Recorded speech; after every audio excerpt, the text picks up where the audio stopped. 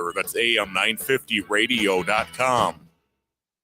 Portions of the following program may be pre-recorded.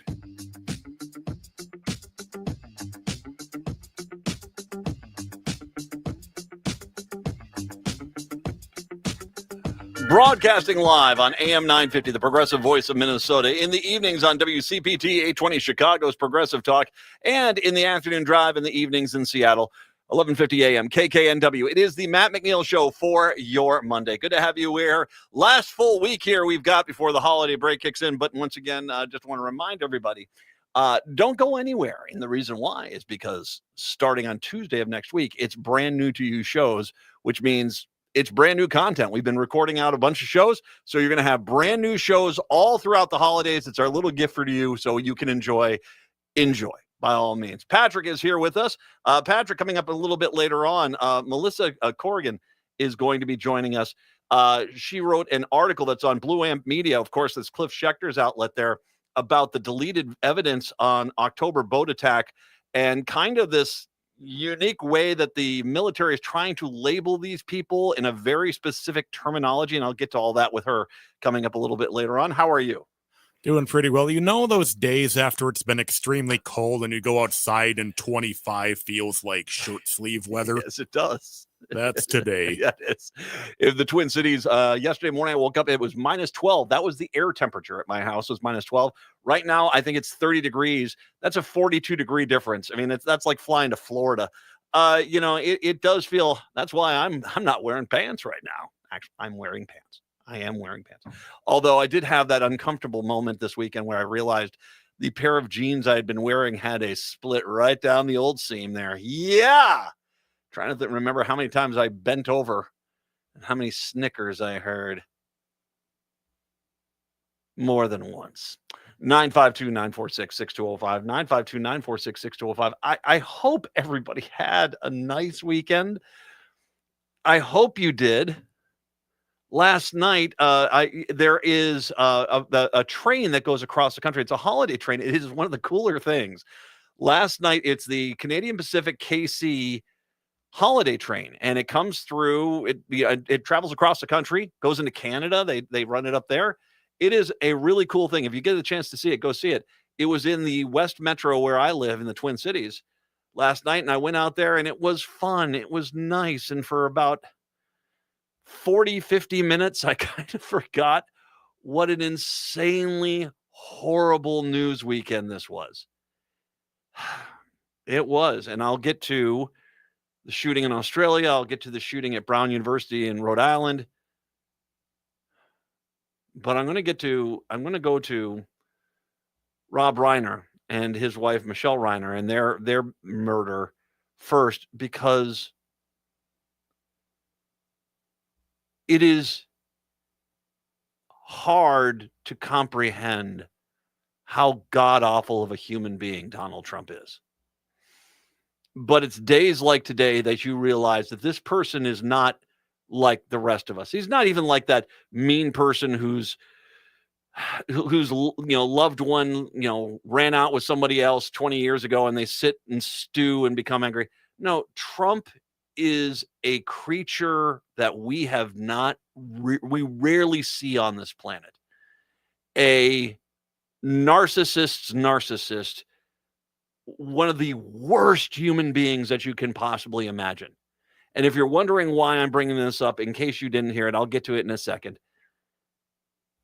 He decided to chime in on Rob Reiner's death. I guess we'll start off with the latest. Nick Reiner, the 32-year-old son of Rob and Michelle Reiner, has been held on suspicion of murdering the director and his wife on Sunday afternoon. Nick Reiner was arrested Sunday night at 9:15, booked in felony charges on Monday at 5:04 a.m., according to the LA County Sheriff's Department online records. At a press conference on Monday morning, the LA PD chief, Jim McDonald, confirmed that Nick Reiner had been booked for murder. His bail has been set at $4 million. It's a very, very tragic incident. Charges have yet to be filed. A spokesperson for the LA County District Attorney's Office said on Monday morning that the case had not been yet presented for prosecutors. Rob and Michelle Reiner were found dead inside their Brentwood home on Sunday afternoon around 3:40 p.m. and had reportedly been stabbed to death. The LA Police Department said at the time of the deaths, they were being investigated as a homicide, but had not identified a suspect, and no one had been detained. It's with profound sorrow that we announce the tragic passing of Michelle and Rob Reiner. A family spokesperson said in a statement, "We are heartbroken by the sudden loss. We ask for privacy during this unbelievably difficult time." The LA Times reported on Sunday night that a Reiner family member was being questioned by the police shortly after people reported that multiple family members had alleged that Nick Reiner killed his parents. Nick Reiner had previously disclosed his struggles with addiction and co-wrote the 2015 film Being Charlie, which Rob had directed about his experience. Rob and Michelle Reiner also survived by two other children, son Jake Reiner, who was formerly a local news reporter for KCAL in Los Angeles, daughter Romy. Rob Reiner also adopted a daughter, Tracy Reiner, during his marriage to actress and director Penny Marshall. This apparently has something to do with something that got tied back to Saturday night and of all things Conan O'Brien's Christmas party. Now, if you've watched the old Conan O'Brien show, or if you've listened to his podcast, Conan Needs a Friend, or say Smartless or something like that, one of those podcasts, you've heard them talk about what has been kind of a fairly epic holiday party that is thrown every year that pretty much all the A-listers in Hollywood go to.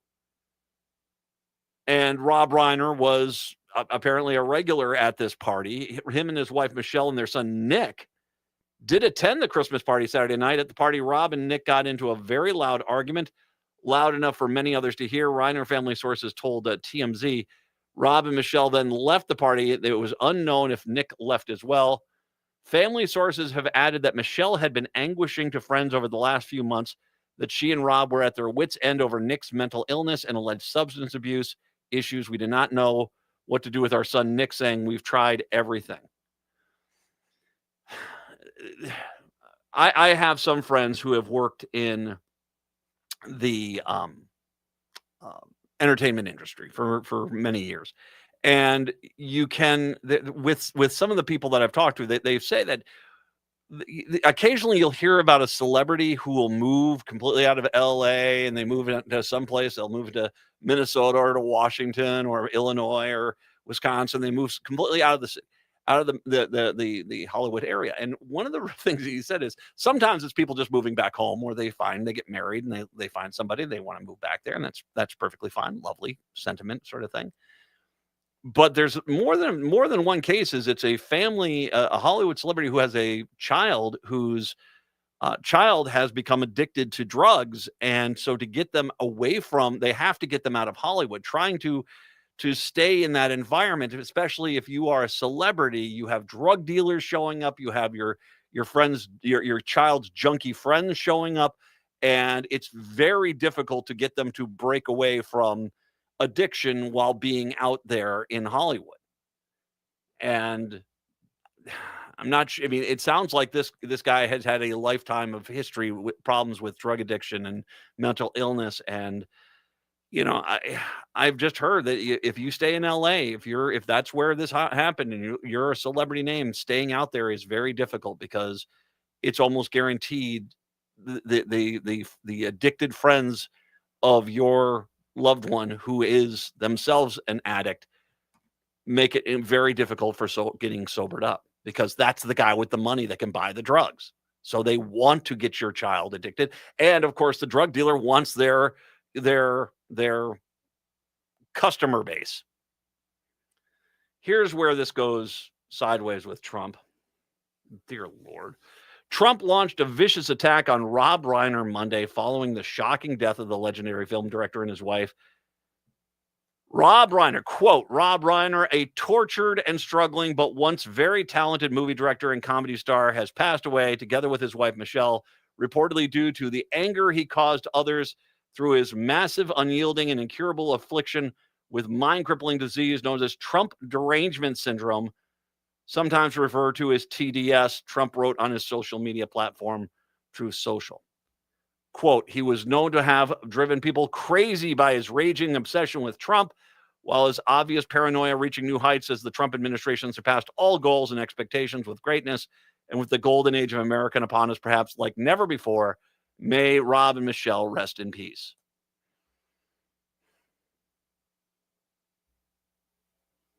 How do you get to be such an absolute jackass? I mean, seriously, how do you get to be so horrible of a human being? I want all the Trump fans to know, understand this.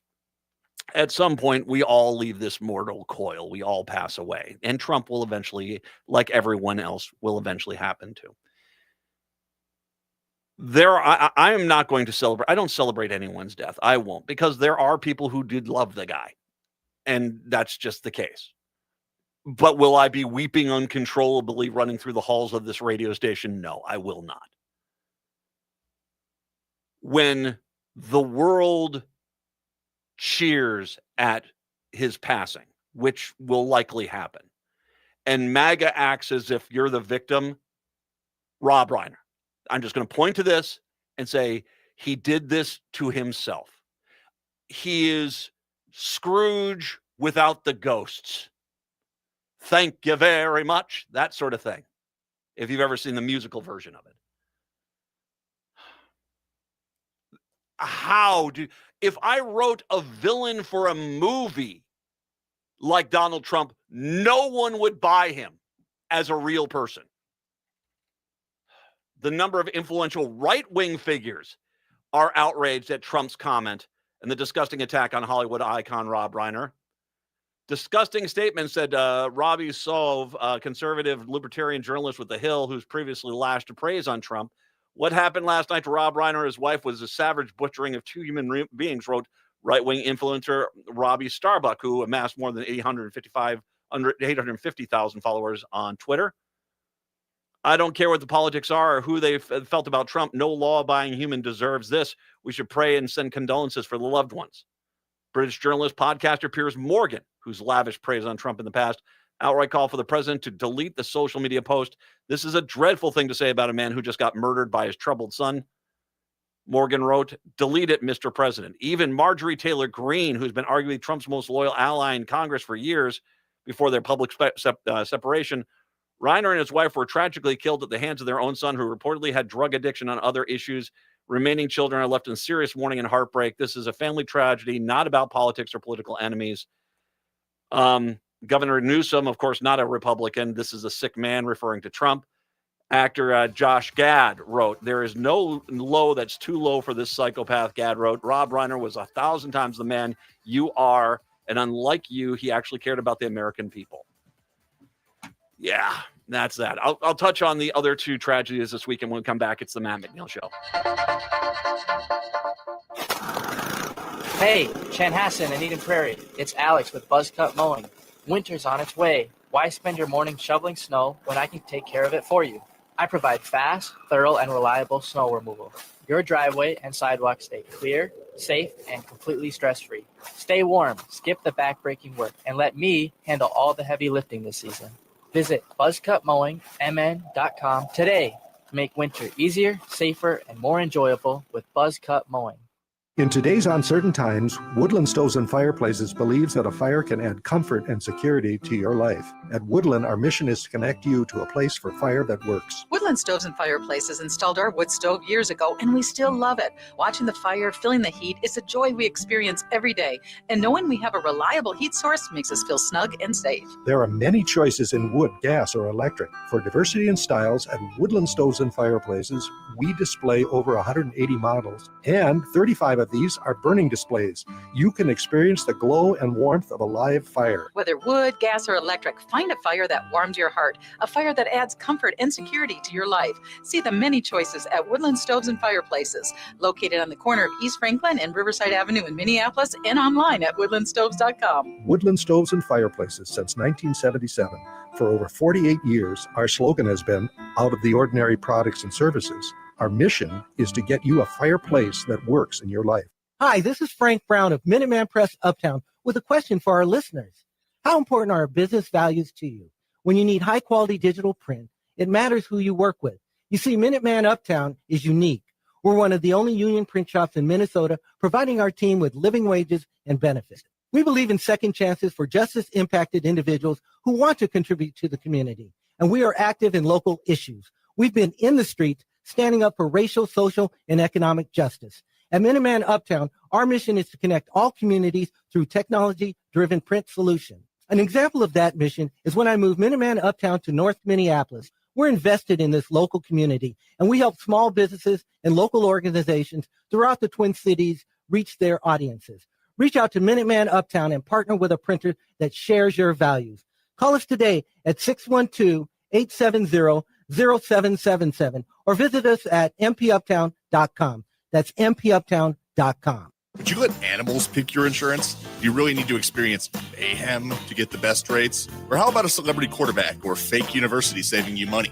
There's a lot of marketing stunts when it comes to insurance, but what you really need is someone looking out for you.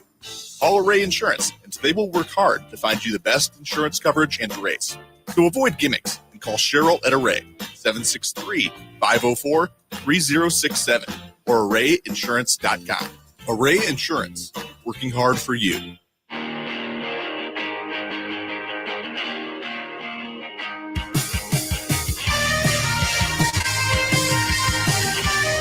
It is the Matt McNeil Show, 952-946-6205. I just, how does somebody, and once again, I should mention, not only did Trump post that about Rob Reiner, the White House social media team thought it was so funny and so spot on that they retweeted it as well.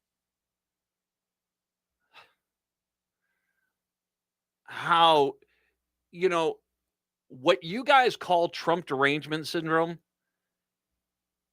is watching Trump is like watching a deranged man go out and start eating a raw roadkill in the middle of the street.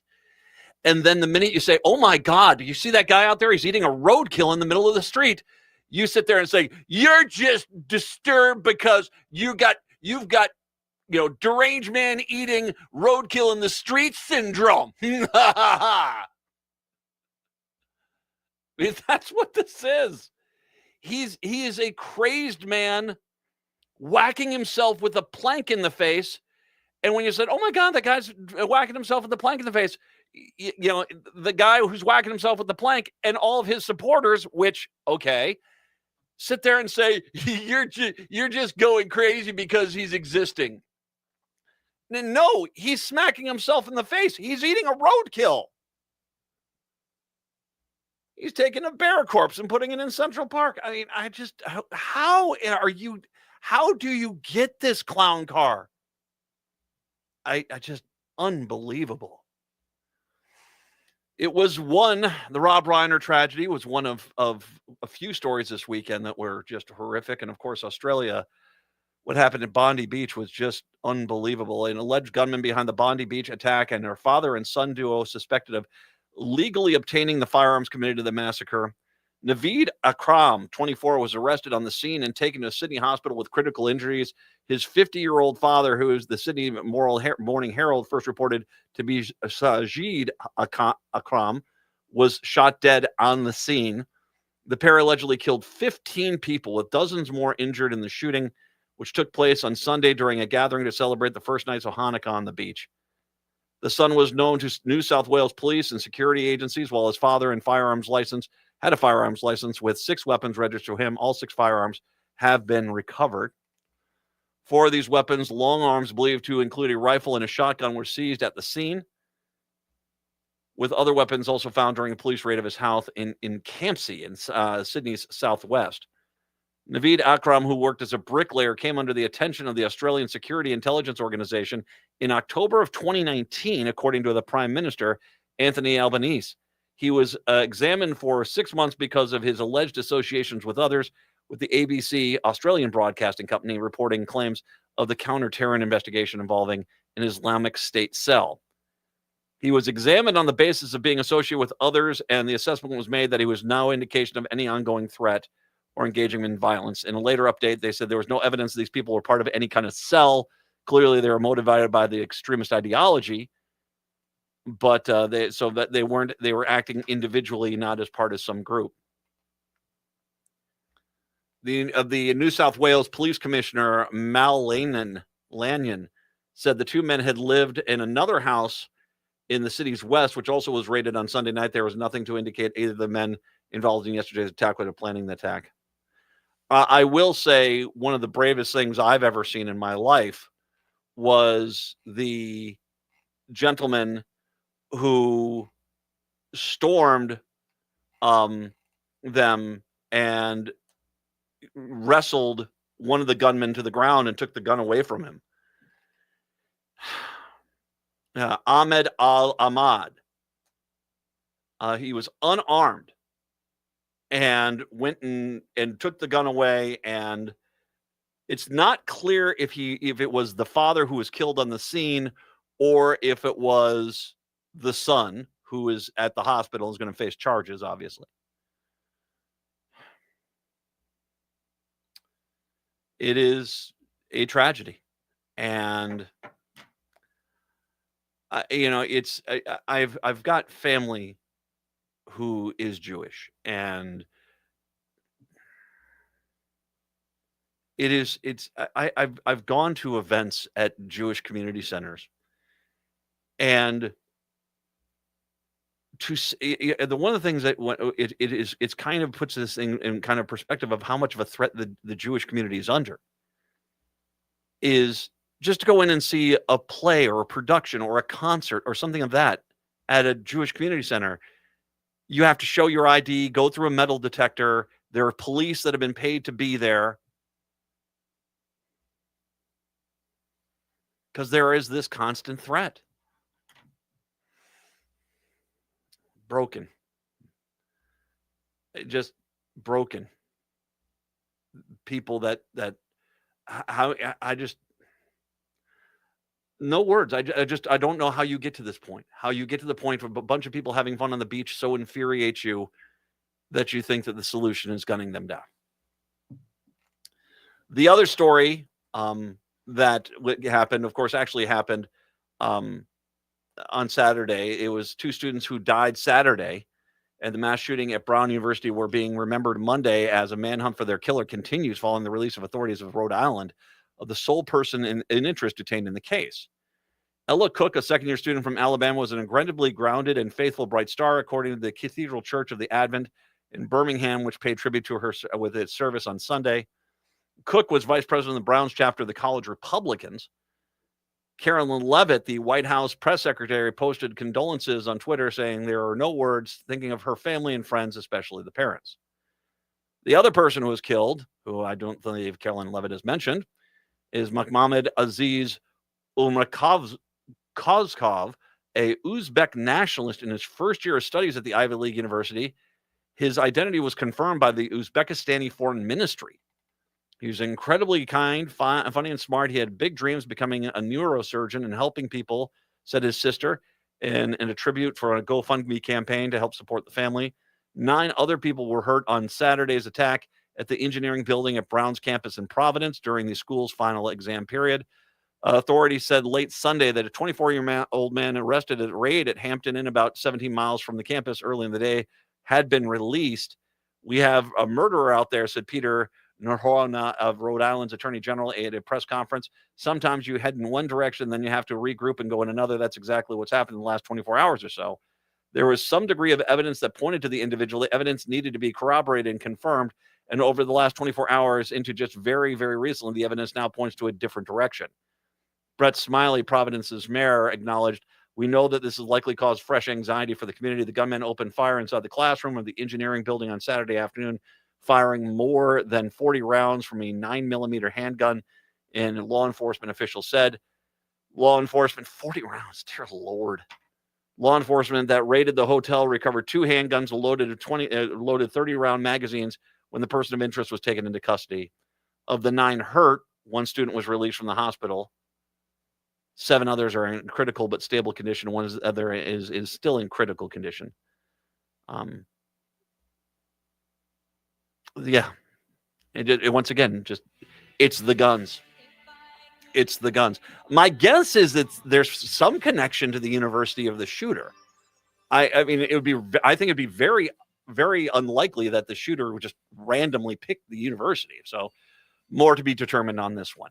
We'll take a break, come back. It's the Matt McNeil Show.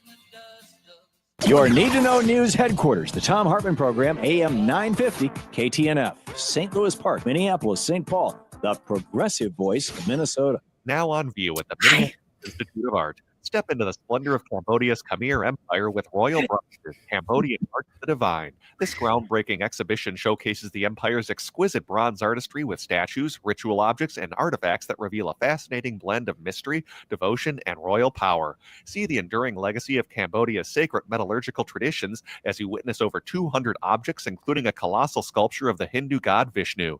Tickets and information at artsmia.org. Greg Bakken here. I've told you about the out-of-the-world roast beef sandwiches at Maverick's Real Roast Beef, but I haven't told you about their Philly steak sandwiches, turkey bacon avocado sandwich, BLT, crispy chicken, fish sandwiches, brisket, or pulled pork. Okay, you get the idea. They make a lot of delicious food to the same standard as their famous roast beef sandwiches, and now I'm starving. I'm going to go to Maverick's Real Roast Beef off Lexington and Roseville, and you need to go too. Check out their menu at mavericksbeef.com. Across this country, LGBTQ rights are under threat. This is a struggle that the LGBTQ community knows all too well. Since 1987, Outfront Minnesota has been fighting for LGBTQ rights and protections here at home, and this work is needed now more than ever. Hard-fought wins here in the state of Minnesota are at risk, from the ban on the harmful practice of conversion therapy that passed in 2023 to transgender protection secured in our State Human Rights Act in 1993, and even national recognition of our same-sex marriage protections that we secured in 2013 are at risk. Outfront Minnesota has helped Minnesota become a national leader in LGBTQ rights, and they will hold the line to make sure we don't lose what we've gained. But they need you. Now is the time to step up and support Outfront Minnesota and LGBTQ rights here in our state. Outfront Minnesota needs your financial support today to strengthen LGBTQ protections at home, at school, and at the state capitol. Learn more and make your gift at outfront.org/give. That's outfront.org/give. This December, Fortune's Pool Theater celebrates 20 years of creating theater in Minnesota with a free festival of Pirate Mayhem, featuring two irreverent R-rated musicals in repertory, Yar, the Lusty Busty Pirate Musical, and the world premiere, Have Yourself a Lusty Busty Xmas. 3 powerhouse women playing 20 roles, a live orchestra, hilarious songs, and sword fights. Don't miss the comic madness, closing December 21st at the Hive Collaborative in St. Paul. Tickets are free as our gift to you. Reserve at fortunespooltheater.org. With your AM 950 weather, I'm Patrick Lilia. Today, sunshine with a high of 26, then tonight, cloudy with a low of 15. Cafe Latte is unlike any restaurant you've ever experienced. Grab a tray and pick from their award-winning selections of soups, salads, sandwiches, and mouth-watering desserts. Cafe Latte, Victoria Street and Grand Avenue in St. Paul, or cafelatte.com. ATNF AM 950, St. Louis Park, Minneapolis, St. Paul.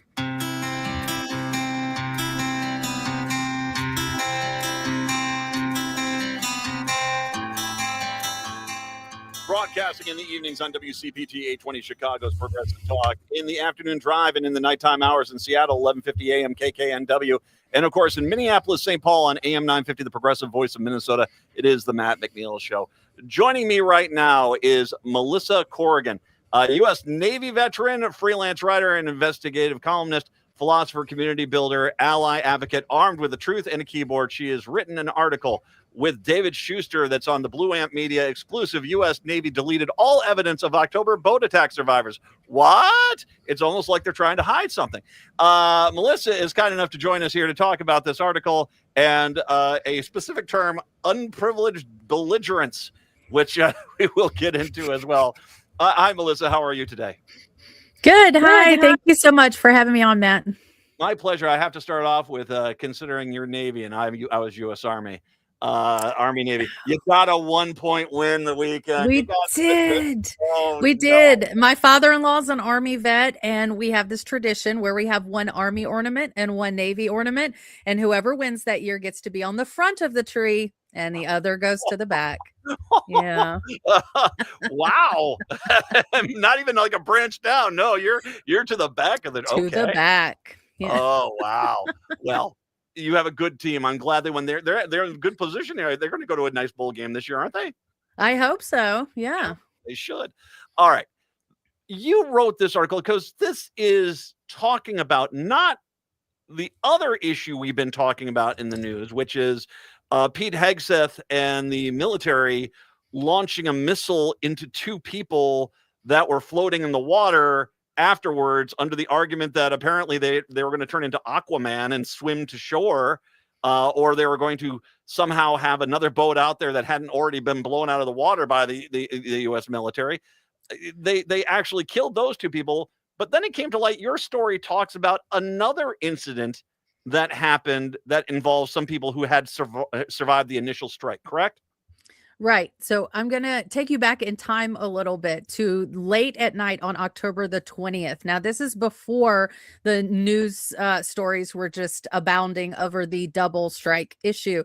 So late at night, I'm a Navy vet. I have lots of friends and connections still in the DoD and active duty. So late at night on the 20th, I got a signal message with a document attached, and I had to read it a few times to fully grasp what I was looking at, because the document told a story that to me as a Navy vet was so unbelievably shocking.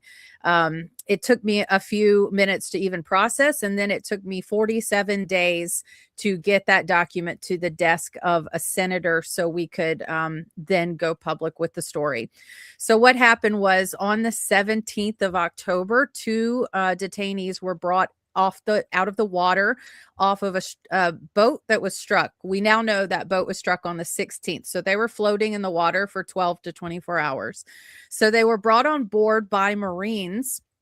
Shipboard personnel immediately started doing what they were trained to do. The shipboard protocol was to take video documentation as the refugees or detainees were brought on board. That's pretty standard procedure. It protects them, protects you, everything. There was immediate pushback from the Marines on board, who said the Commodore said there should be no video. So there was already a back and forth, a discussion that got pretty heated from what I understand. And ultimately the PAO, the press affairs officer on the ship, issued the order to go ahead and take the video footage. So they resumed doing what they were doing and took video footage. Shortly after, less than 2 hours later, there was an order to delete video footage of those detainees. Again, shipboard personnel pushed back. They cited code, they cited law, they cited the Geneva Convention. And then they were told that it came down from the admiral to delete that footage. So they did delete the video footage of the detainees on board. Those two detainees were on board for about 26 hours, and then they were summarily repatriated to their alleged countries of origin, one to Ecuador and one to Colombia. The Colombian president issued a statement almost immediately that this guy was returned to them on a ventilator, very medically fragile. He had a cerebral fracture. There was a lot of damage done. He had to be hospitalized as soon as he got there. Both nations, Ecuador and Colombia, could not or did not proceed with prosecuting those individuals. The Colombian president said, well, maybe we could have prosecuted if you didn't blast the evidence into the bottom of the ocean. So you want us to help you prosecute these alleged narco-terrorists, but you keep destroying the evidence. So we have no choice but to release these guys. All right. So a few things here. First of all, so you said they're in the water for 12 to 24 hours after the first initial strike. Is that because the nearest U.S. military boat was that far away, or helicopter was that far away? Or was there some sort of discussion of what do we do with these, just kind of hoping that they just eventually drowned and that would take care of the problem for them? We can only conjecture at this point, but another interesting point of fact is that October the 16th is the day that the public was notified that Admiral Halsey was intending to tender his resignation. We don't know what happened on the 16th between a boat strike, two guys being survivors in the water, and then you have an admiral announce his resignation on the same day. The 16th is as interesting a day as the 17th.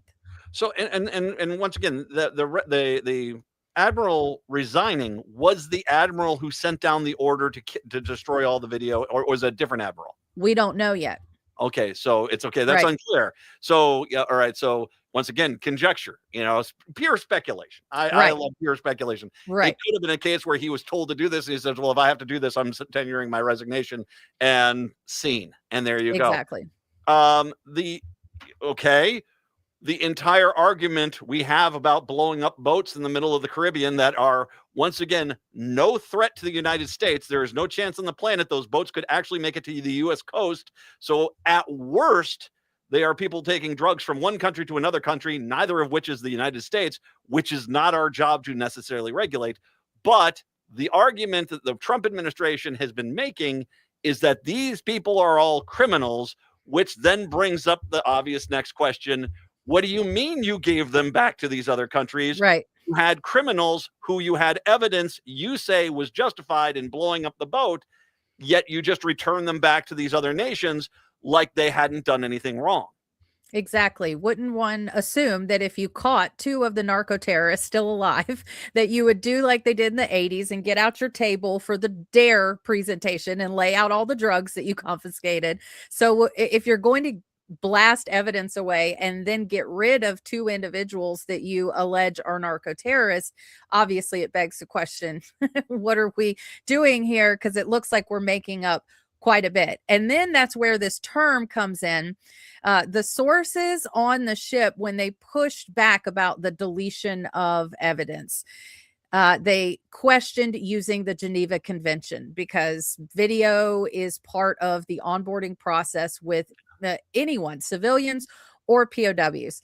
So the term that was used by JAG to justify the deleting of evidence is unprivileged belligerent. And this is a really gray loophole in the Geneva Convention that says that if someone is involved in an area of hostilities and they pick up arms against you, you can label them an unprivileged belligerent. And then they no longer have the protections under the Geneva Convention of either civilians or POWs.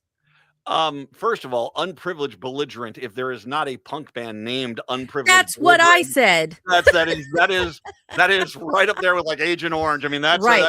that's a great name for a punk band. Whichever one of you gets it first, you're welcome. Now, that all being said,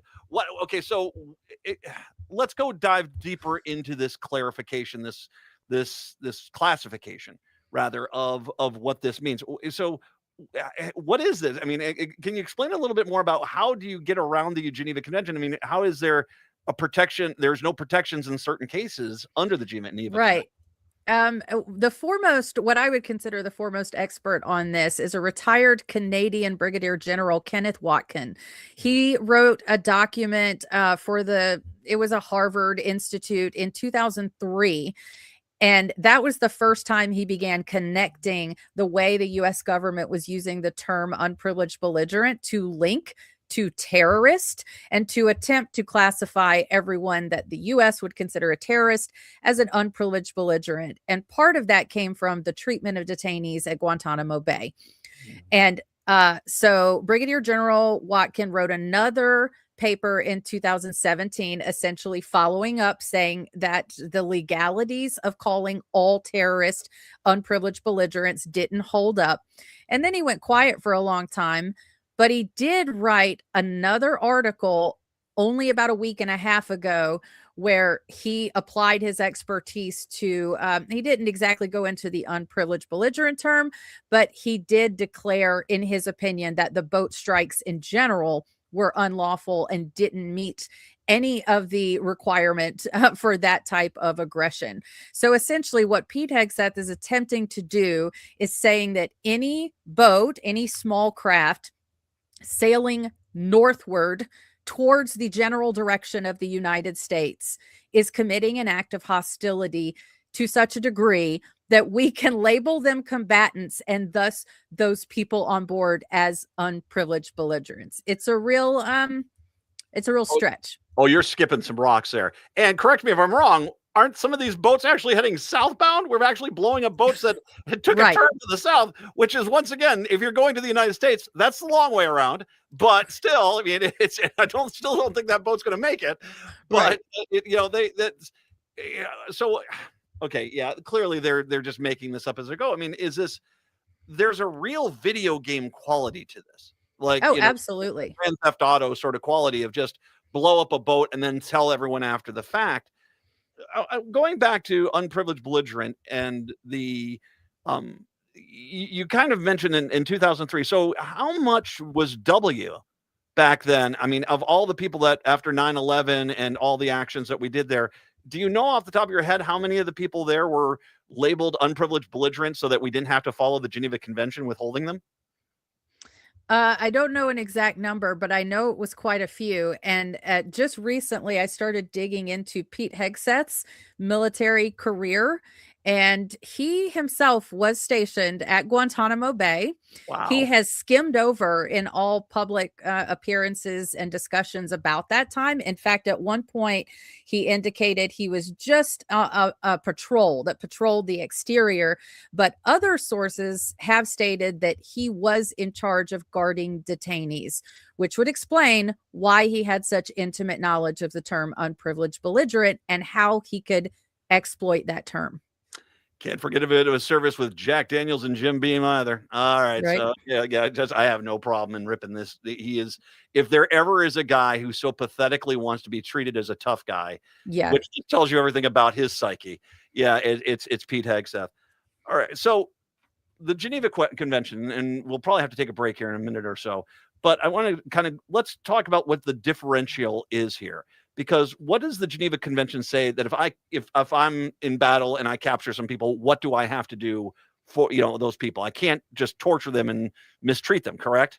Right. There are humanitarian protections that stem from international humanitarian law and have helped form new international humanitarian law. So the general baseline is that you cannot mistreat. And the U.S. code has gone further to set out protocol in terms of what we do when we onboard those people. And part of that is the video and biometric collection. And so I mean, for I think the average person, you can't torture them. So you got to give them a place to sleep. You can't just leave them outside strapped to the deck of the boat. You've got to give them food. You've got to give them the opportunities to where they have facilities and stuff like this. So it's just a base level of humanitarian. It doesn't have to be the 5-star hotel. It just Correct. But it can't be just abuse for abuse sake. Correct. All right, and then and clearly unprivileged belligerent doesn't get you any of that, correct? Correct. So, wow. All right.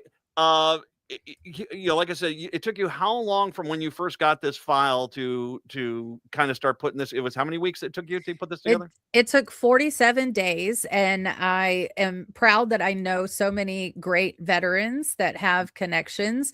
And so this became our mission, and we had a series, like a chain of veterans to get it to a senator's desk.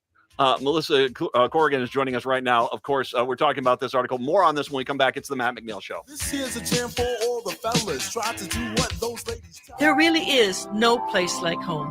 Hi, I'm Mary T. of Mary T. Home Health. When you're faced with an illness or an injury, being able to stay at home and receive care is important. Our home health offers a wide range of services, including skilled nursing, physical, occupational, and speech therapies, aides, homemakers, in-home respite care, and 24/7 live-in care. We'll work closely with your primary care provider to come up with an individualized plan for you. Learn more today at marytinc.com. Let Next Chapter Booksellers help you with your holiday shopping. Next Chapter Booksellers has the perfect gift ideas. Books make for easy, thoughtful gifts that are a breeze to wrap and ship. And if you're not sure what book to get, the friendly staff at Next Chapter Booksellers are great at recommendations for any age and taste.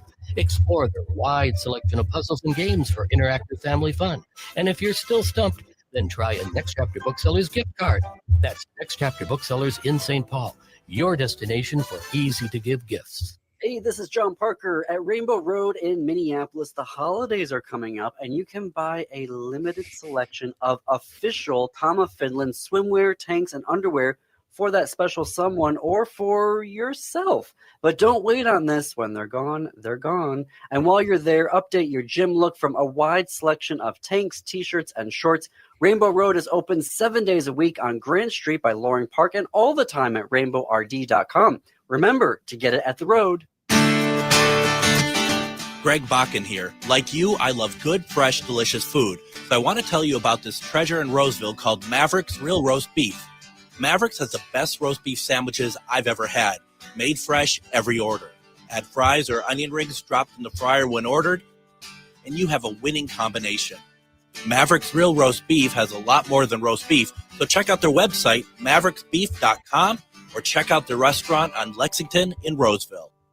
Hi, this is Ryan, owner of Snap Construction. It's been great working with so many of the passionate AM 950 listeners over the years. We have realized how important AM 950 is to the community. I want to see AM 950 continue to grow and continue to thrive into the future. To help continue to grow, Snap Construction will be putting up proceeds to assist the station in marketing on social media. Snap Construction encourages you to do your part by liking and sharing the content on AM 950 social media platforms. This is Chad, owner of AM 950. Ryan has always told me the best time to get work done is during the colder months of the year because demand is much lower. He is backing that up again by offering 30% off labor on windows and siding from now until the end of December. Call Snap Construction now to get 30% off labor on windows and siding. As always, Snap Construction stands by their work with a lifetime craftsmanship warranty. Trust the company AM 950 trusts Snap Construction, arguably the most well-reviewed roofing, siding, and window contractor in the metro area. Get a free estimate by calling 612-333-SNAP or find them online at snapconstruction.com. Financing options available.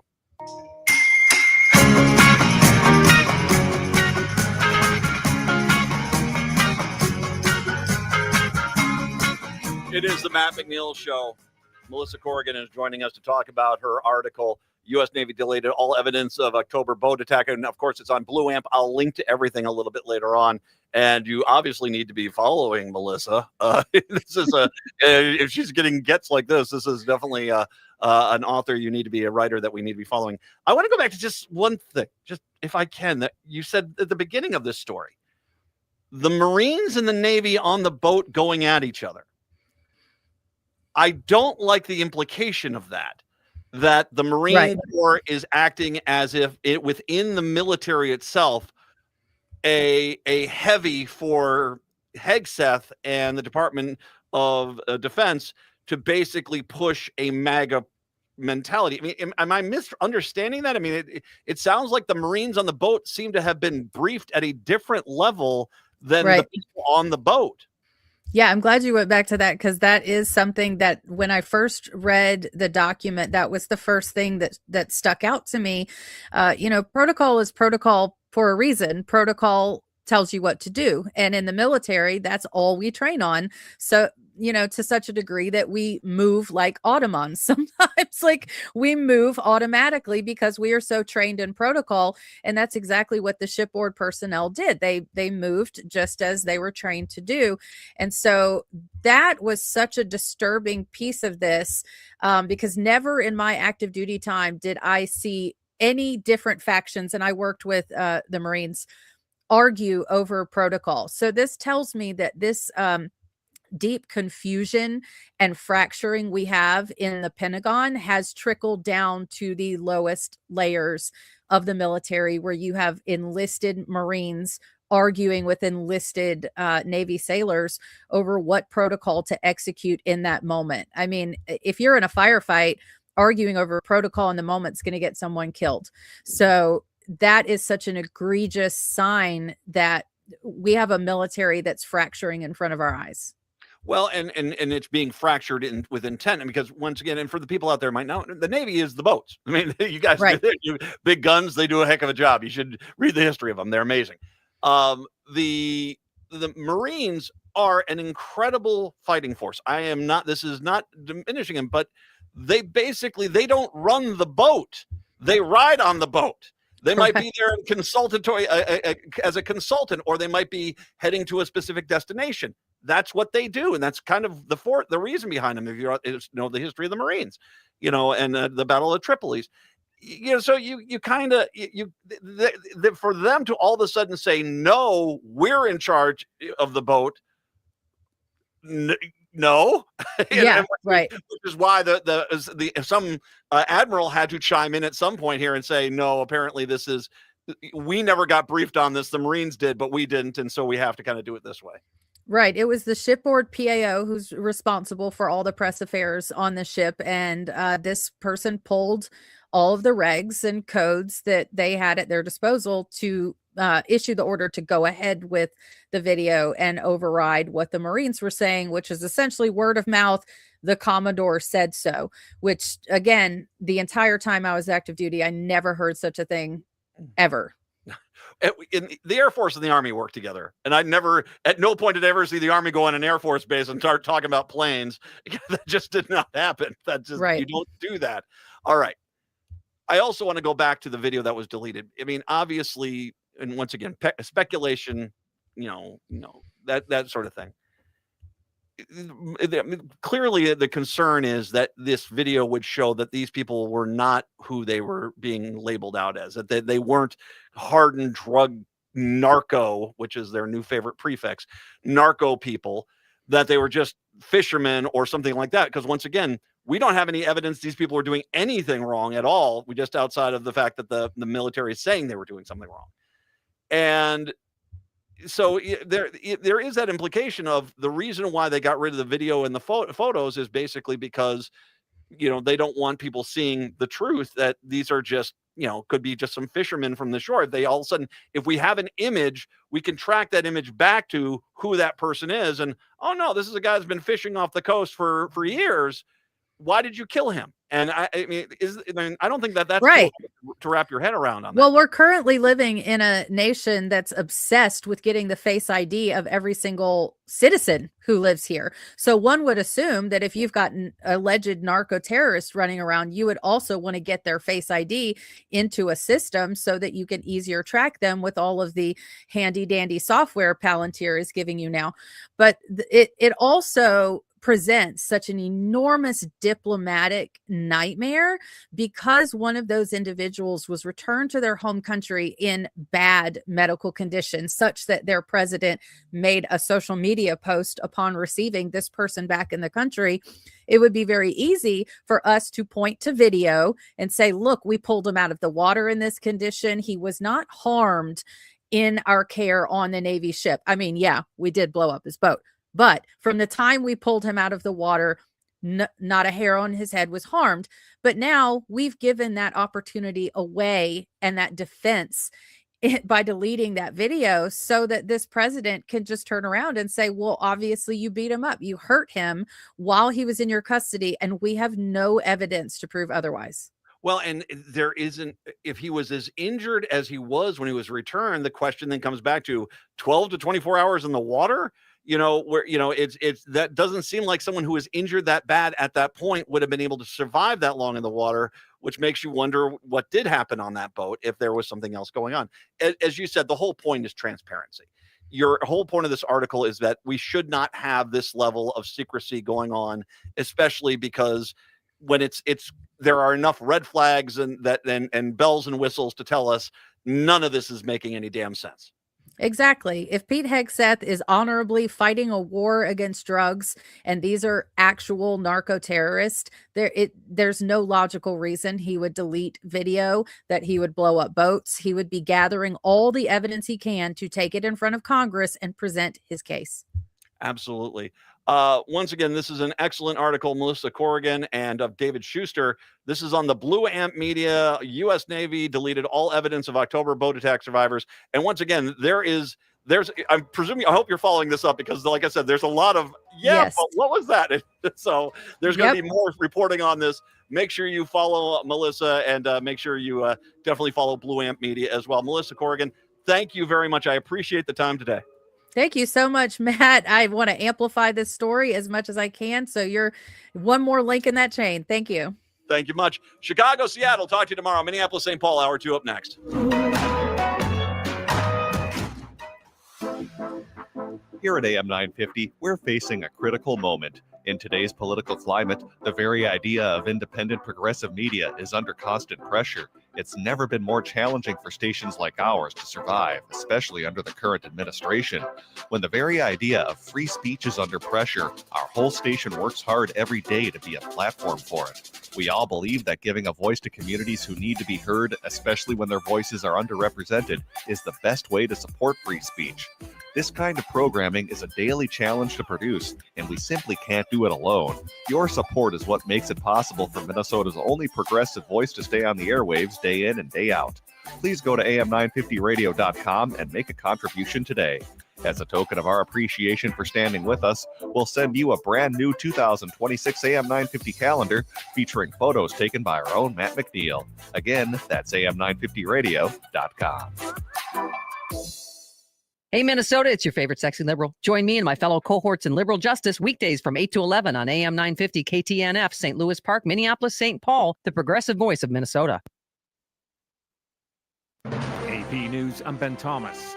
Nick Reiner has been arrested in the fatal stabbing of his father, the director-actor Rob Reiner, and his mother, Michelle Singer Reiner. Julie Walker has more. LA Police Chief Jim McDonald. Nick Reiner, a suspect in this case. He was subsequently booked for murder and is being held on $4 million bail. Nick was public about his addiction struggles. By 18, he was in and out of rehab and spent time on the streets. His relationship with drugs and his father was the basis for Reiner's film, Being Charlie. Dad, I'm not going to listen to you tell me what a drug addict I am. Tough, damn it. Reiner and his wife had 3 children together. The 78-year-old shot to fame on All in the Family, then directed classics like A Few Good Men and When Harry Met Sally. His 68-year-old wife, Michelle, was an actress, producer, and photographer. I'm Julie Walker. Rob Reiner was a Democratic activist and outspoken opponent of President Trump, who suggested that may have led to his killing. He was a deranged person as far as Trump is concerned. He said he knew it was false. In fact, it's the exact opposite, that I was a friend of Russia, controlled by Russia. You know, it was the Russia hoax. He was one of the people behind it. I think he hurt himself in career-wise. He became like a deranged person, Trump derangement syndrome. In Berlin, U.S. officials say Washington's agreed to provide unspecified security guarantees to Ukraine as part of a peace deal to end Russia's nearly 4-year war. It followed talks with President Volodymyr Zelensky. European leaders say those guarantees include a European-led multinational force that would operate inside Ukraine. Australian leaders are promising to toughen gun control laws after a mass shooting at a Hanukkah celebration on Sydney's Bondi Beach that killed at least 15 people. A down day for stocks, but not dramatic. Traders waiting for another jobs report tomorrow. This is AP News. Protect your home and auto with a bundle from Progressive so you can stop worrying about them and invent new things to worry about, like snakes in your bedroom. Sure, that sounds incredibly irrational, but now that we've mentioned it, you are a little worried. The odds of one snake, let alone snakes plural, are so slim. But you might want to check. Oh, you're not near your bedroom. Yes, you'll just have to sit there and worry about it. So let Progressive protect your home and auto, because you've got enough to worry about. Progressive Casualty Insurance Company, affiliates, and other insurers not available in all states. I know that hiring can be challenging. You need someone to match your role perfectly. Well, now you can meet them fast on ZipRecruiter. Build your team, build it sooner. Meet your match on ZipRecruiter. Just head to ZipRecruiter.com/free right now to try it for free. That's ZipRecruiter.com/free. Meet your match on ZipRecruiter. Try it free. Holiday shopping is easy with the Park Tavern. From now until December 31st, stop into the Park Tavern, buy a $100 gift card, you'll receive a $25 Park Tavern gift card for free. You heard that right. Buy a $100 Park Tavern gift card, you'll receive a $25 gift card for free. And the best part is you get to decide which gift card you keep and which gift card you gift. The Park Tavern is open regular hours throughout the holiday season, offering great food and family fun. On Louisiana Avenue, north of Highway 7 in St. Louis Park, the holidays are just better with the Park Tavern. Hey, it's Patrick for Zero Res. Is your home ready for the holidays? 'Tis the season to be jolly, and nothing makes me jollier than a clean home. Maybe you breathed a sigh of relief that Thanksgiving wasn't at your house this year, but now you're realizing you are going to be hosting something in December and your home isn't ready. But don't worry, there's time to call my cleaning heroes at Zero Res to come out and get things in order before your friends and family come over. Zero Res can take care of any surface in your home, from tiles, carpets, rugs, upholstery, hardwood, and more. Don't DIY it. Call Zero Res because you know they're safe and effective. They have a 4.9 rating on Google Reviews with over 21,000 satisfied customers. Go ahead and get clean and don't miss this deal. Call Zero Res right now, 9520-RES, or go to ZeroResMinnesota.com and ask for the AM 950 special. Spots are filling up fast, so don't wait. Lock yours in today. Happy holidays from all of us at Zero Res. Backward or forward spells the same. With your AM 950 weather, I'm Patrick Lilia. Today, sunshine with a high of 26, then tonight, cloudy with a low of 15. It's a critical time for AM 950, and we need your help to keep the progressive voices you love on air. If you can, head to am950radio.com and make a donation today. As a thank you, we'll send you our 6th annual AM 950 calendar. That's am950radio.com. Portions of the following program may be pre-recorded. Hour number 2 of the show here on your Monday. Good to have you with us, Matt and Patrick here. 952-946-6205, 952-946-6205.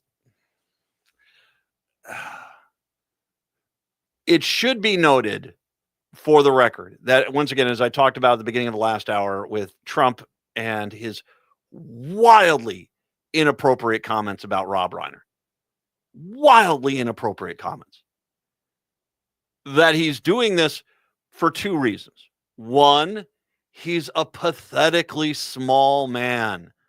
I was reading this weekend about the comical DOJ filings against his enemies and how there's no there. And they were basically saying there's a whole bunch of lawyers in the Trump DOJ that are going to lose their law license because there are rules about filing such frivolous lawsuits.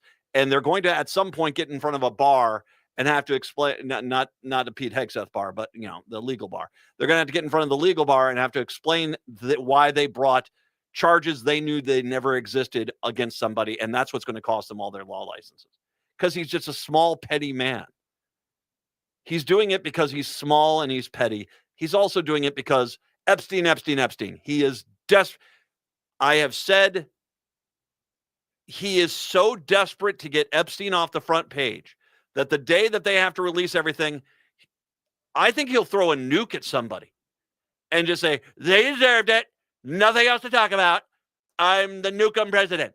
And just to get people to not talk about Jeffrey Epstein. That is who he is. That is who he is. 952-946-6205, 952-946-6205 is the phone number. I did go on out to the holiday train yesterday. That was a lot of fun, and it was a good time over in St. Louis Park. It was right behind the Park Tavern. Back there's a train track that comes right past St. Louis Park High School. That's where I was over there. Patrick, did you ever see the train either driving past or in person yourself?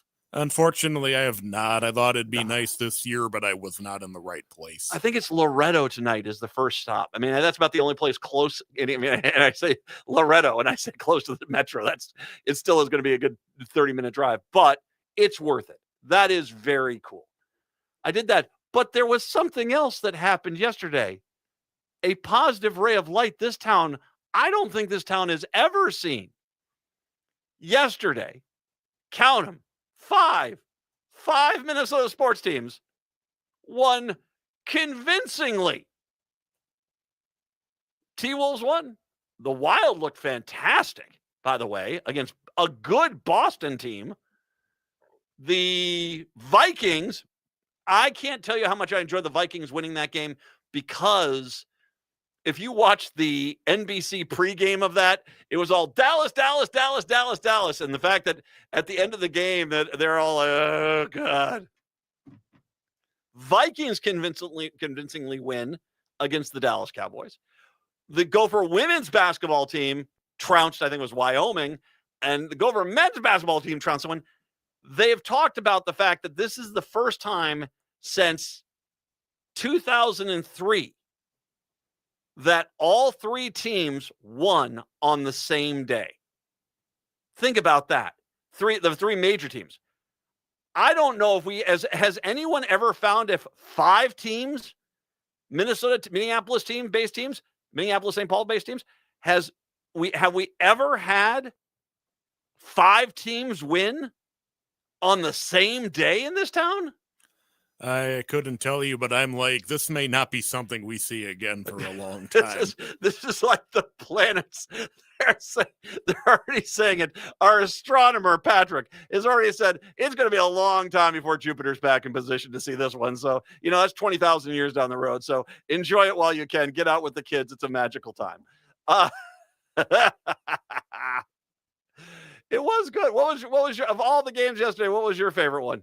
Well, I mean, they all had such high moments. Of course, I watched the Vikings game, but, the Wild, Quinn Hughes in his debut with the great, the biggest trade in franchise history, first game with the Wild scores a goal. I mean, that hype train is clearly have left the station. Wait a second. Defensemen can score? Thank you, ladies and gentlemen. I'm here all week. No, I started watching the game. It was 3-0. I'm like, wow, they are kind of manhandling a good Boston Bruins team. Because Boston is not a bad team. No, as much as I'm excited about the Vikings, I mean, the game means nothing to them. Yeah. So I think the Wild, that's a little more, there's more potential for them at this point. Yep. Of course, the year we finally break through, the three best teams in this league are going to be the Colorado, Dallas, and Minnesota. And unless we can somehow figure out a way to reel in Colorado, we're going to have to play probably Dallas in the first round and maybe on the road. So we'll have to see how that goes. Speaking of hockey, I did want to mention, did you see that the 1980 Olympic hockey team made a showing at the White House that Trump, once again, I don't know if they gave him a peace prize. Yeah, that's where we're at in this country, isn't it? But apparently they're celebrating the 1980 United States gold medal Olympic team. The Olympics are starting in about a month and a half over in Italy, I believe this year, right? Yes. I do love the Olympics. That is one of my favorite things. So Trump brought in the 1980 United States gold medal Olympic team, and he applauded former Minnesota Wild star Ryan Suter and later mocked others, including Minnesota Representative Ilhan Omar. Once again, I want to repeat this. This was an event to honor the 1980 United States gold medal Olympic team, and it got to a point where it was like all Somalis need to be kicked out of the country, and I hate Ilhan Omar. The man's brain is freaking pudding. Donald Trump's brain is pudding. At any point, the national news media wants to give Donald Trump 1/10 of the coverage you gave Joe Biden last July. Be my guest, because you can be upset about Biden, but Biden was never as incoherent and incomprehensible as this dimwit has been. He just is not. And this is just insanity. On Friday, Trump signed a law, the Miracle of Ice Congressional Gold Medal Act, blah, blah, blah. The legislation honors the Olympic team for its win over the Soviet Union, followed by the victory over Finland in the gold medal game. Suter represented his father, Bob Suter, who played on the 1980 team, had an interesting back and forth with the president. Here's how it went. Suter, I'm here representing my dad, Bob, who passed away. It's a true honor for me to be part of this. And I thank these guys for allowing me to be part of their team. And thank you for having and hosting this. Being cordial. I don't think it surprises a lot of people that, there's a lot of professional athletes that like Trump, especially hockey players. Fine. He white shit in the White House. They're honoring the team. Fine. Trump, your father was some player. Suter, appreciate it. Trump, incredible player. Did you ever play ice hockey? Ryan Suter, I did, yeah. Trump, how good was he compared to his father? Ryan Suter, I'm not answering that. Staffer, off the camera. Mr. President, Ryan just played 21 years in the NHL. He played 1,500 games in the NHL. Trump, so pretty comfortable, is that right? Better? You think better? Trump then complimented Suter's genetics and asked what the staffer had just told him. How long did you play? because he didn't hear the staffer just correct him. I played 21 years, answered Ryan Suter, who played 9 years for the Wild. Wow, well, you look pretty good for a guy who played 21 years. Congratulations and great father, great father. Then political rhetoric reared its ugly head at one point in the ceremony when Bill Baker, a Grand Rapids native who starred for the Minnesota Golden Gophers before playing for the 1980 team, introduced himself to Trump. He said he's from Minnesota, saying that right now I know that doesn't ring very well in Trump's ears. Nice job, Bill. Throw your own state under the bus. Trump grinned and said, any Somalis on the team? I don't think so. Ilhan Omar. Trump then, taking the lead from Bill Baker,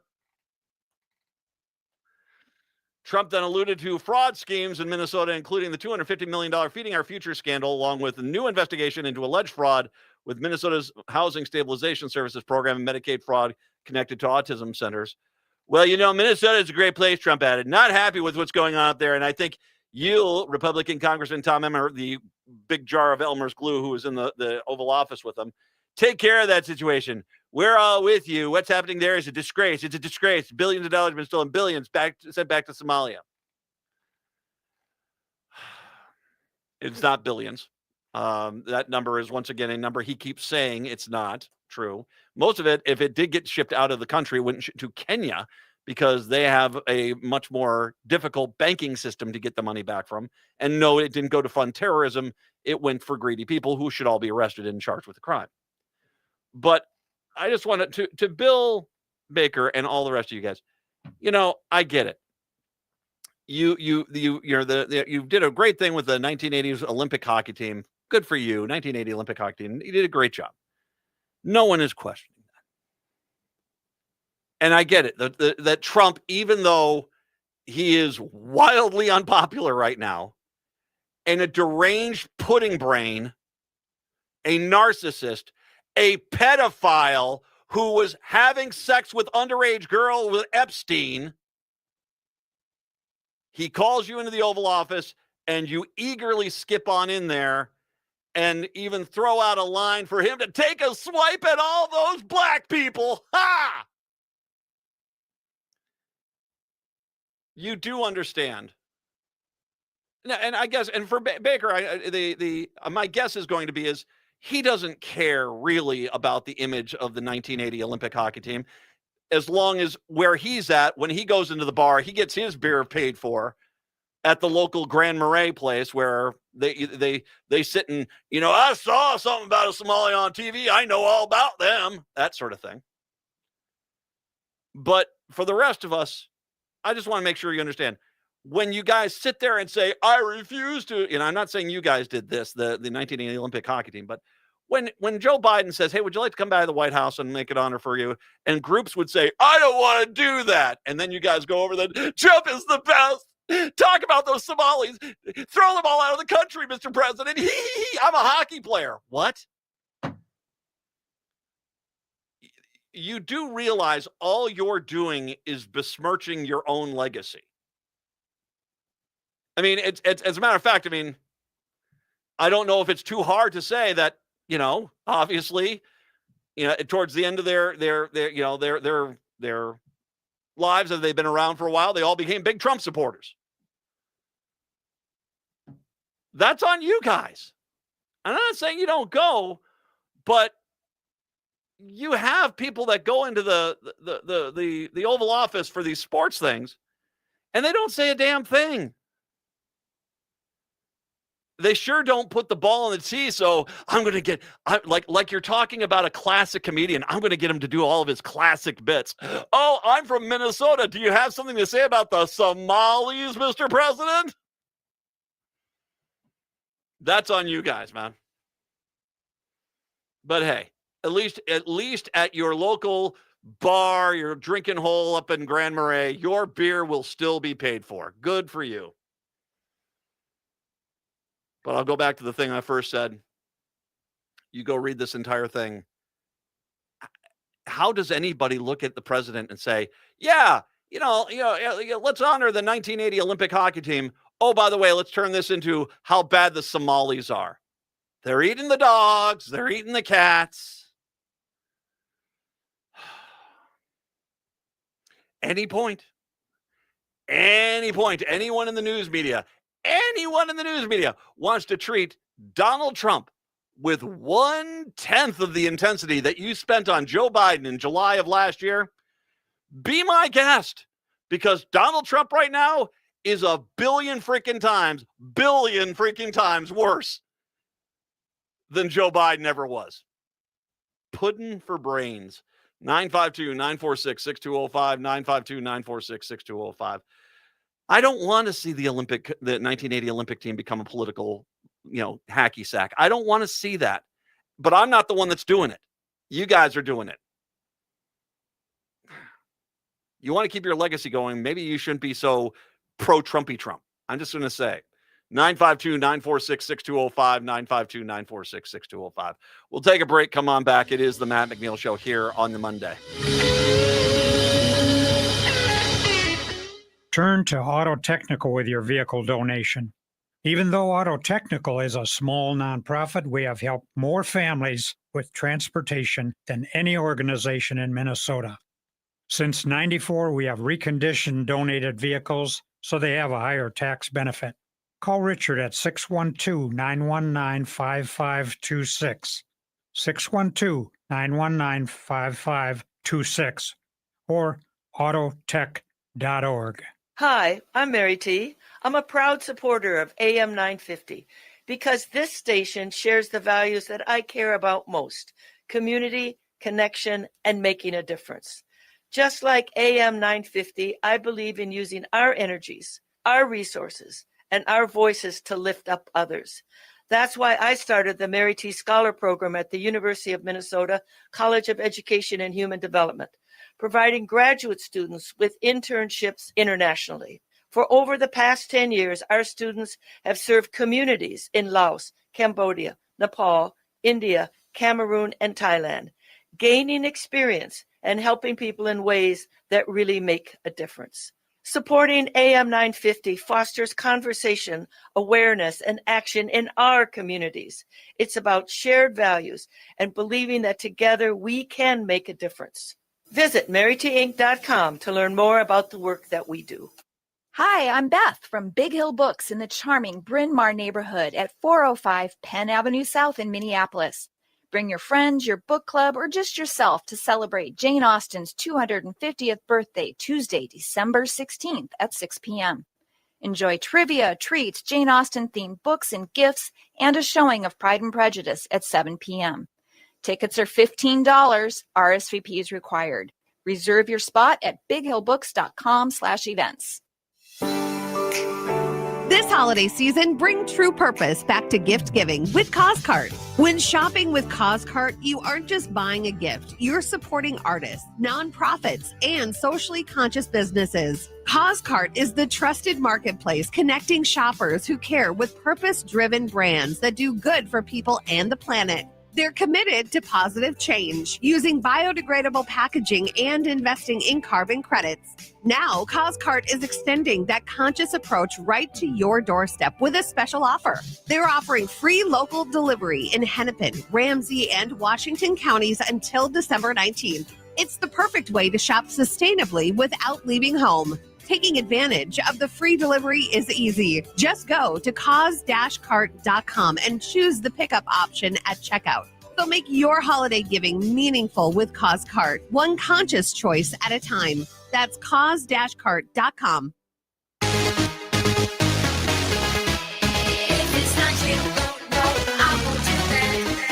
It is the Matt McNeil Show.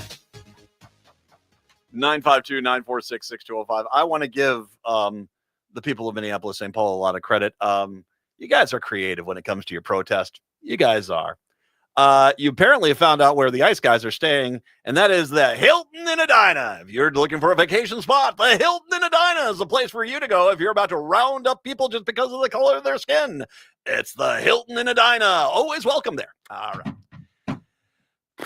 Protesters banged on pots and pans, blew noisemakers, shouted through speakers, and leaned on car horns outside of the Homewood Suites by Hilton in Edina.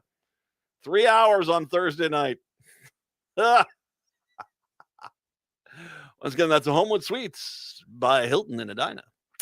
About 150 people gathered as part of an effort to disrupt the peace of the Immigration and Custom Enforcement ICE agents staying at the hotel. It's a shame if, heaven forbid, I mean, they were, I don't know, awoken abruptly in the middle of the night and dragged from their hotel rooms in chains. I can't imagine what that's like. I mean, geez, I guess a few pots and pans and some horns is not really that bad comparatively, is it? The federal agents are in the Twin Cities, part of Operation Metro Surge. Operation Small Manhood. Sorry. An immigration crackdown that began December 1st following Trump's attacks on the Somalis and threats to roll back temporary protected status of a few hundred Somali Minnesotans. Thursday's ICE Out of Minnesota noise demonstration as part of the pushback, said Megan Newcomb, the organizer with Sunrise Movement Twin Cities. She said it's a third such demonstration to be held at local hotels where ICE agents are staying. Ahead of the latest immigration crackdown, the group strategized ways to disrupt the ability of ICE to operate locally. We decided to focus on businesses because collaborating with ICE is one of the things these hotels in particular are doing. They're making money from ICE. Sunrise Movement also targeted Signature Aviation, which flies deportation flights out of MSP Airport.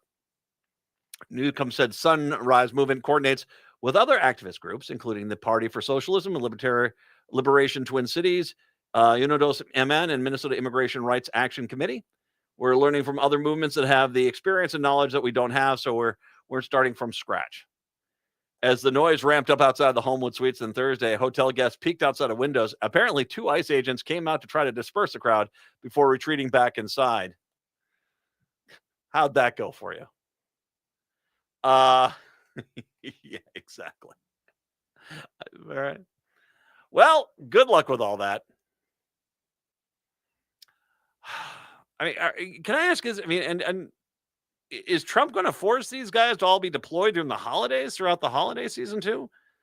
Hey, considering what Trump did today with Rob Reiner, I wouldn't put him past him to have a Christmas Eve raid set up where he's kicking in the doors of houses and wrestling people from behind Christmas trees, because, war on Christmas. I wouldn't be surprised if they have something planned like that. But, yeah.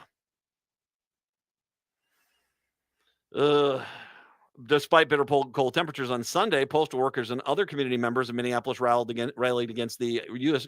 Immigration Customs Enforcement ICE raids in the Twin Cities, specifically demanding that ICE not use postal property to stage its operations. National Association of Letter Carriers Branch 9 Vice President Chris Pennock told ICE agents have been using the Lake Street and Powderhorn post office parking lots to stage operations over the past 2 weeks. At the Powderhorn post office, they arrested somebody right in the middle of when they were bringing back our mail. Pennock said, in vans with tinted windows and body armor and guns, we shouldn't have to work in that kind of environment. We want people to know we are not working with ICE. We are in support of our immigrant coworkers and our neighbors. We want to see society free of secret police. I don't blame them. This is not the postal workers. Department of Homeland Security tells NBC that ICE agents have arrested more than 400 people in Minnesota since December 1st when they began Operation Small Manhood. Operation Metro Surge in the Twin Cities. Yeah, proud moment, aren't you guys? Oh, proud people. That's why you're hot in your faces, because you're so proud. Meanwhile, at Edina High School, the principal of Edina High School says it will pursue disciplinary action against students making light of actions by ICE agents in the metro area. In an email to students and their families, Edina High School principal Paul Paetzel said the school will enforce discipline up to and including suspensions for students who make comments making light of immigration threats or referencing ICE in ways that cause fear or humiliation. So I think what we're hearing is at Edina High School, there are a bunch of privileged white kids walking around going, we're going to call the ICE on you because you don't look as lily white as we do. You're darker than Finnish, so hey, call ICE. My dad's going to buy me a car. That sort of thing. I'm going to guess that's what it is. I'll be sucking on my parents' teat till I'm well into my 20s. Yeah, there you go. There you go. As we continue to grow as a community, it is essential that we clear about. Now, I'm not talking, by the way, I'm not talking about everyone. I'm talking about the people. If the fact that the principal is putting this out tells you this must be a bit of a problem at the Edina School District, that, oh my God, let's make sure we call the ICE people. You're welcome here at our school. I'm talking about those people specifically. Those are my marks. As we continue to grow as a community, it is essential that we clear about our expectations we hold for language and behavior in the honor and dignity of every student.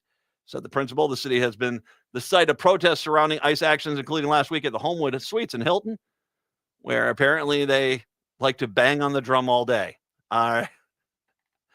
So, there you go. There's your ICE update of the Twin Cities, what's going on here. So when I come back, I want to actually address something. I thought we had talked about this before, and I'm actually now positive we had like 8 years ago, and it has to do with the song Jingle Bells. Now, I'm going to talk about this, and I guess we're going to have to rehash this because I don't quite understand what's going on with it now, because once again, we talked about it back then.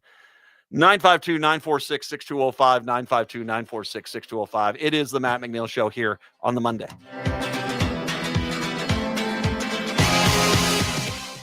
Let Next Chapter Booksellers help you with your holiday shopping. Next Chapter Booksellers has the perfect gift ideas. Books make for easy, thoughtful gifts that are a breeze to wrap and ship. And if you're not sure what book to get, the friendly staff at Next Chapter Booksellers are great at recommendations for any age and taste. Explore their wide selection of puzzles and games for interactive family fun. And if you're still stumped, then try a Next Chapter Booksellers gift card. That's Next Chapter Booksellers in St. Paul, your destination for easy-to-give gifts. Cafe Latte offers made-from-scratch soups, salads, sandwiches, and mouth-watering desserts. So come check out their pizza and wine bar, or get a treat from the bakery made fresh daily. Plus, you can still do online ordering and takeout, along with gift cards. Just go to cafelatte.com and choose from their ever-changing selection of award-winning salads, sandwiches, and soups. Cafe Latte is located off Victoria and Grand and online at cafelatte.com. This December, Fortune's Pool Theater celebrates 20 years of creating theater in Minnesota with a free festival of Pirate Mayhem, featuring 2 irreverent R-rated musicals in repertory. Yar, the Lusty Busty Pirate Musical, and the world premiere, Have Yourself a Lusty Busty Xmas. 3 powerhouse women playing 20 roles, a live orchestra, hilarious songs, and sword fights. Don't miss the comic madness, closing December 21st at the Hive Collaborative in St. Paul. Tickets are free as our gift to you. Reserve at fortunespooltheater.org. Here's Aiden, Elizabeth, and Corey from Wellshire Memory Care with a holiday message. This holiday season, the Wellshire family wants to take a moment to reflect on the incredible journey that we have shared with so many of you. To our current and past families who have entrusted us with the care of a loved one living with Alzheimer's or any other forms of dementia, thank you for allowing us to be a part of your lives. We know that this time of year can be bittersweet. It is a season filled with memories, love, and togetherness, but it can also remind us of the challenges that you have faced and the courage it takes to walk this path. At the Wilshire, we are deeply honored to have been there to support you through those moments, to create a safe, compassionate space where your loved ones live with pride and dignity, and where your family could find comfort and hope. This holiday season, we're sending our warmest wishes to you and your families. May you find peace and cherished memories, joy in the present, and hope for the future. From all of us at the Wellshire, happy holidays. You are forever a part of our family. If your family member or loved one needs a memory care home, visit wellshiremn.com. That's wellshiremn.com. Peace of mind shouldn't cost a fortune. We keep things simple at Schroman Law because we believe planning for your estate and end-of-life care shouldn't be stressful or expensive. Every client relationship starts with a free consultation so clients have the information they need before making important decisions. From there, we work closely with clients to ensure they are choosing the most efficient and cost-effective plans for their specific needs. Schedule a free consultation today at schromanlaw.com. That's SCHROMEN law.com. With your AM 950 weather, I'm Patrick Lilia. Tonight, cloudy with temperatures rising to 22. Tuesday, sunshine with a high of 41. AM 950 needs your help to keep the progressive voices that matter to you on our airwaves. If you can, head to am950radio.com and make a donation today. You'll get our 6th annual AM 950 calendar as a thank you. That's am950radio.com. AM 950 KTNF, St. Louis Park, Minneapolis, St. Paul.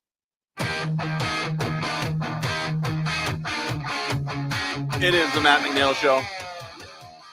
So, all right, I remember when this. Okay, so I thought I was having deja vu about this because I couldn't remember how long ago it was. There was a story out that the song Jingle Bells doesn't actually have the prettiest origin story. But,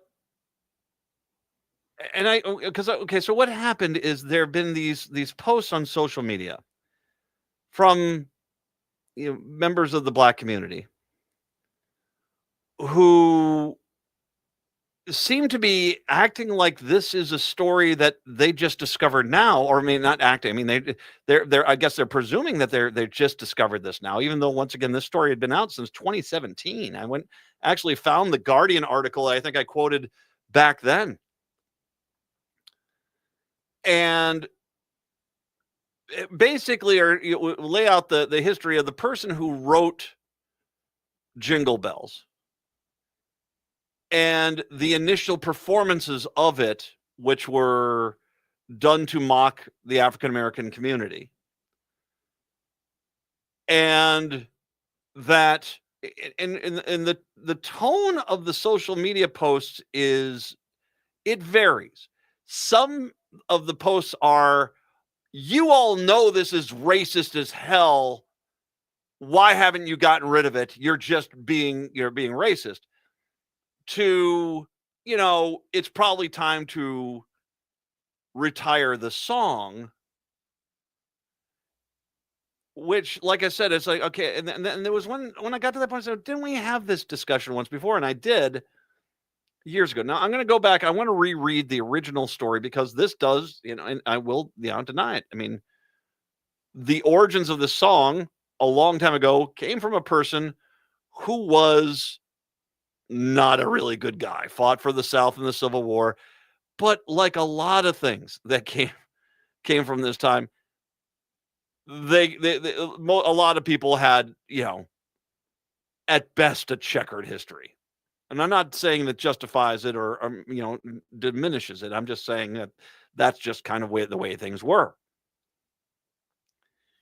Keena Hamill, Kyna, Keena Hamill, aimed to shed light on a long hidden history detailing the racist origins of a popular Christmas carol. Instead, the university lecturer ended up the target of right-wing trolling after academic research on Jingle Bells was twisted into an example of liberal overreach. Now, once again, this is the story from 2017, so 8 years ago. Hate-filled emails flooded her inbox. Hamill of Boston University told The Guardian, I was told that I was trying to ruin Christmas for children who weren't allowed to sing the song anymore, and that I was ruining the Jingle Bells festival in our town. Hamill had probed the origins of the popular Christmas carol, hoping to settle a friendly rivalry between Medford, Massachusetts, and Savannah, Georgia, where Jingle Bells was written. Now, I have actually been, if you've ever been to Savannah, Georgia, it's a beautiful city. They have these European-style parks all over the place, and I was in one, and there is a plaque there commemorating the writing of Jingle Bells in that town. So, but apparently it is, I didn't know that was a contested thing. I knew when I read the story back then, but apparently Medford, Massachusetts says no, it was written there. The fact that they're talking about a snow-themed song, I'm going to guess this is much more about Massachusetts than it is about Savannah, Georgia. Lovely. Don't get me wrong. Savannah, you don't need snow. You've got food down there. The food in that town is amazing. So about 2 years ago, she stumbled across a rather different story. The song, originally known as One Horse Open Sleigh, was first performed in blackface in a minstrel show in Boston in September 1857, she discovered. Hamill published the findings in a peer-reviewed paper in September, noted that during the past 160 years, the song had become an example of music whose blackface and racist origins have subtly been systematically removed from its history. The song was written by James Pierpont, who badly needed work after failing at several other professional ventures. Pierpont capitalized on minstrel music and entered upon a safe ground for satirizing Black participation in northern wintered activities, she wrote. Last year, she detailed her findings to local media, yielding a front page story in the Boston Globe and no backlash. So once again, the original story goes back to even further to 2016. Okay. This year, however, a different story. Newest Christmas controversy has social justice warriors claiming this classic holiday carol is racist, said Fox News host to their viewers earlier this month. Breitbart warned that Hamill was urging people to get rid of the song. Now, so once again, she published the story saying, hey, this song originally was written by a racist. Now, and one of the things that's not clear, okay, the song was written by a racist. That's a given. The song first was performed in a very racist manner. That's a given. What's not exactly clear is whether when they wrote the song, it was written. There are some people that have said that there's some elements of it which point to it being racist, but it's not completely clear. I don't know if you definitively can say the song as it was written to be a racist song. It was written by a racist. It was first performed in a racist manner, but it's not exactly clear that when they wrote the song was the intent to write a racist song. I'm not sure. I mean, it seems like there is some evidence for that, but there are other people who disagree with it. Because like I said, I've taken some time to dive into this a little bit more. Because I said, didn't we discuss this already? So she reposted this in 2016. She posts this story saying, oh yeah, there is definitely some racist history to Jingle Bells. No one cares. No one cares. 2017, Fox News gets hold of it. The war on Christmas. Mind you, now Fox News, ICE agents kicking open a family's house and dragging people out on Christmas Eve in chains. That's not the war on Christmas. That's not a war on Christmas. But apparently just reporting the history of a song is. Hamill said much of the reporting on her research was incorrect and laden with all sorts of absolutely absurd accusations. It was obviously an easy way to bait and politicize Christmas, she said, which seems to be what extreme political outlets wanted to do. She had never said that Jingle Bells was now racist, nor had it sought to discourage people from singing the tune, as she pointed out. At no point did she say, no, the song should be retired for all eternity. That's her. This is the person that the story is about in 2017. Still, the backlash was fierce. Her name soon became a hashtag on Twitter, ranking up tweets and user opined her findings. Hundreds of hate-laced emails filled her inbox. Others tried to reach her by phone or through social media. She replied to a few of the emails at times, receiving an apology despite the fact that a lot of the hate mail was really horrible. People just wanted to communicate that they're stuck in this echo chamber. So I think people just want to be heard and nobody seems to be wanting to listen anymore. That would, it's why Fox News is popular. It's not about debate or information. It's about opinion narrative, and that's it. Ironically, the controversy has sent interest in her research on Jingle Bells soaring, placing it currently among the most read articles on the Cambridge University Press. Now, this was once again back in 2017. If anything, the irresponsible reporting has drawn more attention to the academic article that would usually just sit in a journal that very few people would read. Days into the backlash, she had no regrets about publishing the work. I am doing what an academic does. I was trying to do the best research I could and end up write it off. I do not have an agenda for Christmas, that's for sure. So, once again, we talked about this, and I believe back in 2017, because once again, I'm a big white guy. Yes, guilty as charged. For me to try to speak authoritatively about anybody else is really stupid. I mean, because that's not, I am not here to diminish or dismiss somebody's feelings on a certain issue. I'm just not. What I will say is when I brought this up, I mean, is this something we should get rid of? I remember distinctly we did have a few callers call in who said they were African American, and they said that, you know, it's nice to know where the song came from, but they didn't feel. I mean, the feeling was, and I remember it was a man who'd called in, and he'd said something to the effect of that, you know, it's been 100 years. Most people had no idea that this was there, and at that point, is it, even though the intention when it was written, even if it was written with the most racist of reasons, here we are 125 years later. Well, it's, 165, 175 years later, something like that, and 60, 70 years later, and I don't think most people had any idea about it. And so his mentality was, I think you have to let, it's fine. It's fine. It doesn't have the meaning today it did back then. And, the guy, once again, the guy that wrote the song Pierpont here, he was a horrible guy. He wrote other songs that clearly would not be something we could say in public today. A lot of featuring the N-word. He did abandon the North and ran to the South to fight for the Confederacy and wrote songs for the Confederacy. He was an unapologetic racist. And apparently J.P. Morgan's uncle, which I thought was kind of an interesting side note. And J.P. Morgan himself is an interesting dude to unpack at times. But, I think when we talked about this, it seemed to, okay, it's nice to know, and it's definitely not the best thing. But I think that most people, and once again, from the callers that we did take at the time, felt as if, enough time had come and passed and had been there. But this new focus on it definitely does seem to be much more in the it's time to cancel Jingle Bells thing. And I mean, is that what we're really supposed to do here? I mean, like I said, and the people that are out there all saying, and you all know it's as racist as it is. I'm like, okay, I don't think most people know.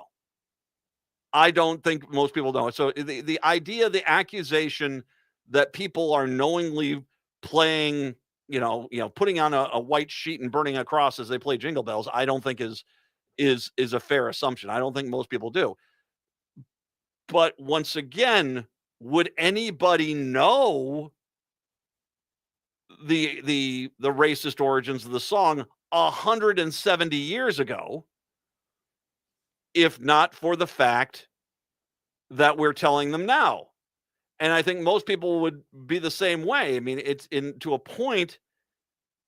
It's like the Declaration of Independence, written by a bunch of slave owners, and it was a bunch of white racist guys. It was. I've been watching the American Revolution. There was, nothing infuriated the white colonists more than when the Brits told the slaves that they would free them if they fought for Britain. That infuriated a lot of them. So no, there was. Now, does it mean that we just get rid of the Declaration of Independence? No, you don't. But you put it in perspective.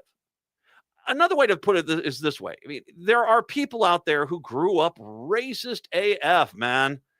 And at some point, they have an epiphany. They have a change of heart, and they realize, you know what? I don't want to be this anymore. I don't want to be a racist anymore. And they acknowledge that they had made mistakes and that they try to make themselves better, and they move on with their life. And I think we all applaud that and commend it. It's not like you, though, come up to them and say, you're still a racist. You don't do that.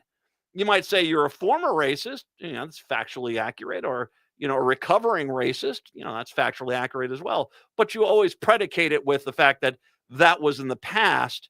You don't just label them racist because they were at one point a racist.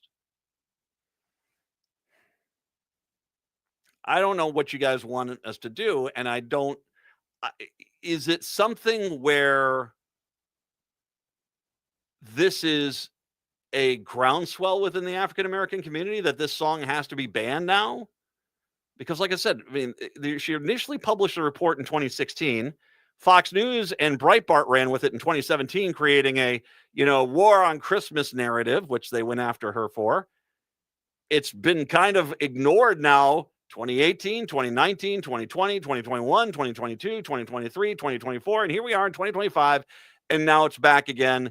And how dare anybody be listening to this song? I just don't know. Is it?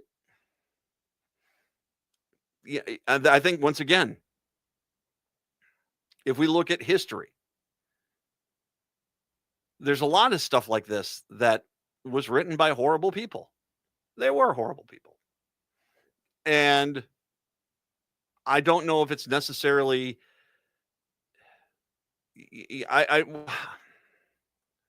if you're really offended by it, I'm sorry. I don't quite know what to do. It's such a staple now. And for the record, I can't comprehend anybody having embraced the racist origins of Jingle Bells for more than 125 years, since 1900. I mean, I think that even after the Civil War, the mentality towards this was turning, and I don't think people were necessarily applauding the fact that it was necessarily from racist origins. And like I said, that was in the 1850s. By the time you get to 1900, I can't believe anyone is really thinking of this as, let's play that ye old racist song. I think they're just saying, let's play Jingle Bells. And by the time I grew up, it was just playing Jingle Bells. I don't, it's, do we have to purge it from the system? I mean, Baby It's Cold Outside. I mean, that's, there's some big problems with that song, and that song has gotten played a lot less lately because of, they implied, hey, I'm, stay here. I'm not going to let you leave. You're mine now. So I don't know. I think that, I don't know if first of all, if you're ever going to be able to get rid of it. I think once again, and as this article points out, racists are going to take this and then make this the cause du jour, which then will make sure that they're playing it, and that if you're not playing Jingle Bells, you hate Jesus, that sort of thing. Plus the fact that I think that for most people who are decent human beings, it hasn't meant anything like this for years. If you want to chime in on it, you're more than welcome to. 952-946-6205, 952-946-6205. We'll take a break, come back, wrap up the show when we do return. It is the Matt McNeil Show. Located just north of 50th in France, the Great Wall Restaurant has provided a delicious taste of authentic Chinese cuisine since 1981. Specializing in Szechuan and Peking dishes, they offer one of the most extensive menus in the Twin Cities. Favorites include hot and sour soup, pan-fried dumplings, and mushu pork with homemade Chinese pancakes. Stop by their Edina location or call for takeout at 952-927-4439. See the full menu at greatwallrestaurant.us. Hi, I'm Beth Thompson, owner of Big Hill Books in the charming Bryn Mawr neighborhood. Our customers call us the happiest bookstore in the Twin Cities because here, joy isn't an escape, it's resistance. You'll find bookshelves full of inspiration, two cats who think they run the place, and Gigi, our gentle shop dog. Visit us at 405 Penn Avenue South or online at bighillbooks.com, and be sure to say you heard about us on AM 950. We can't wait to meet you. Some versions of A Christmas Carol are hot toddies, sweet and cozy. Open Eye Theater's holiday tradition, Scrooge in Rouge, it's a Boilermaker, a raucous Victorian vaudeville-style musical that spikes your holiday with camp and chaos. Scrooge in Rouge is backed by audience demand for the third year in a row. Celebrate the holidays with Open Eye Theater, now through December 28th. Bring your friends, bring your festive spirit, and leave your figgy pudding at home. Christmas can be a drag in the best way. Tickets at openeyetheater.org. Hi, this is Ryan, owner of Snap Construction. It's been great working with so many of the passionate AM 950 listeners over the years. We have realized how important AM 950 is to the community. I want to see AM 950 continue to grow and continue to thrive into the future. To help continue to grow, Snap Construction will be putting up proceeds to assist the station in marketing on social media. Snap Construction encourages you to do your part by liking and sharing the content on AM 950 social media platforms. This is Chad, owner of AM 950. Ryan has always told me the best time to get work done is during the cold colder months of the year because demand is much lower. He is backing that up again by offering 30% off labor on windows and siding from now until the end of December. Call Snap Construction now to get 30% off labor on windows and siding. As always, Snap Construction stands by their work with a lifetime craftsmanship warranty. Trust the company AM950 trusts Snap Construction, arguably the most well-reviewed roofing, siding, and window contractor in the metro area. Get a free estimate by calling 612-333-SNAP or find them online at snapconstruction.com. Financing options available. Hey, Chanhassen and Eden Prairie. It's Alex with Buzzcut Mowing. Winter's on its way. Why spend your morning shoveling snow when I can take care of it for you? I provide fast, thorough, and reliable snow removal. Your driveway and sidewalk stay clear, safe, and completely stress-free. Stay warm, skip the back-breaking work, and let me handle all the heavy lifting this season. Visit buzzcutmowingmn.com today. Make winter easier, safer, and more enjoyable with Buzzcut Mowing. And as I say that, I mean, I will say this: anyone wants to, remove that from their lives, you're more that's your right. By all means, please do. If you don't want jingle bells in your life, I get it. I think that I just, like I said, I mean, that's such a.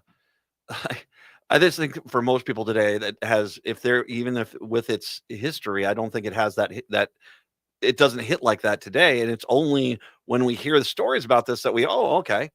And then most people, it's not like, I don't think anyone's listening to jingle bells outside of like MAGA. They might be going, yeah, it's racism. I don't think most people are. I think most people are like, okay, fine. And just realizing how often these holiday stations replay the same songs over and over again, for God's sakes. It's not like you have like 50 years of Christmas music you could go and draw from that you wouldn't have to repeat the same songs. I can buy that. One story that came out this week, it came out on Friday, and I just wanted to touch on this because I think this is absolutely freaking inexcusable. We have talked about the failures of our government system once again, the people who were stealing the money, they're the villains. But you can't deny the fact that there was enough warning signs where these mid-level managers should have been like, okay, wait, what's going on here? How much money was allocated for this? How much money is now being demanded for it? Something doesn't seem right here. And there's a lot of people that just kind of shrugged their shoulders and went on. Well, a long anticipated raises for thousands of Minnesota nursing home workers will be delayed because the Minnesota Department of Human Services failed to complete the necessary steps to receive the approval and funding by the federal government. So when I talk about the fact that part of the reason why these thefts were able to happen was because there was an ineffective state government, and then you see a story like this, I mean, they just didn't do the paperwork. The paperwork should have been done months ago and just waiting for submission. Nursing home workers expected to see their pay increase around $2 per hour on average on January 1st, as approved by the state's new Nursing Home Workforce Standards Board more than a year and a half ago. The board, which was created in 2023, voted in April 2024 to approve of 4 hourly minimum wages to take effect on 2026, $22.50 for certified nursing assistants, $23.50 for trained medication aides, $27 for licensed practical nurses, and $19 for all other nursing home workers. The board also voted to raise minimum wage hourly wages an additional $1.50 in 2027. It's not clear when workers will receive those raises, but it will be at least 3 months. We weren't fully aware that the state rule that required approval by December 1st in order for the new wages to be enforceable, said Christy Graum, Director of State Government Relations for DHS, at a meeting of the board on Thursday. We certainly share your frustration and we apologize. How is it you didn't know? That should have been day one. There should have been someone saying, well, you just need to make sure all the paperwork's in by December 1st. One of the most comical lines here is one of the last ones here. They hope that their nursing homes would then retroactively pay their higher rate, though they admitted that it would have to be voluntary. It sounds like April 1st will be the first time that could happen. Okay, don't try to push this off on anyone else. This is all on you guys, and you guys need to do better. Native Roots Radio is up next. We're back tomorrow. Till then, see ya. Here at AM 950, we work hard every day to be Minnesota's progressive voice. We believe in giving